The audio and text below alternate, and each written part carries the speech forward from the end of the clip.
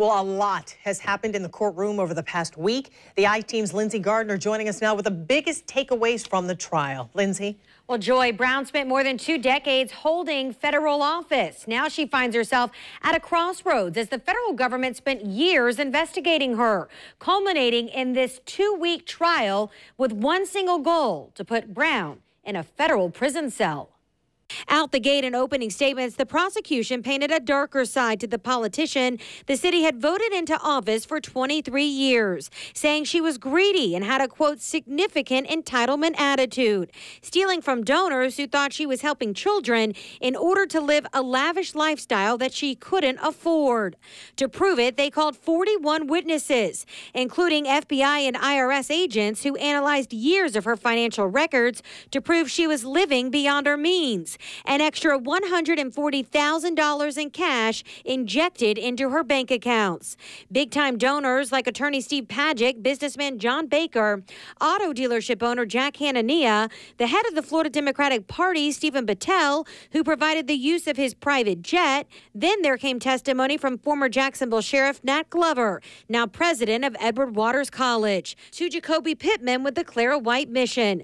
Both testified that their records don't match the charitable donations Brown claimed on her taxes.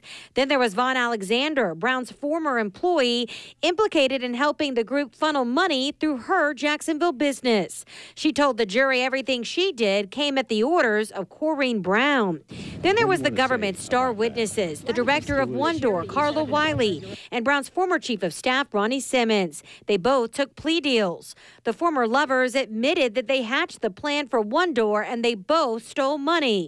Simmons said so did Brown. Simmons told the jury that he liked the idea of using his girlfriend's nonprofit so he could have, quote, complete control.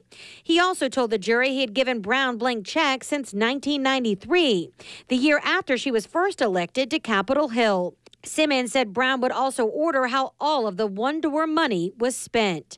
Then Brown's defense took the stage, calling only 4 witnesses, including UNF president and former mayor John Delaney, who testified as a character witness, telling the jury Brown is brutally honest. Her defense hoping this would help prove her recollection of events was the truth. The criminal trial closed with 2 days of Brown herself on the stand, telling the jury the government's assessment of her financial history was, quote, garbage, saying her inner circle that turned on her lied to her and they all benefited.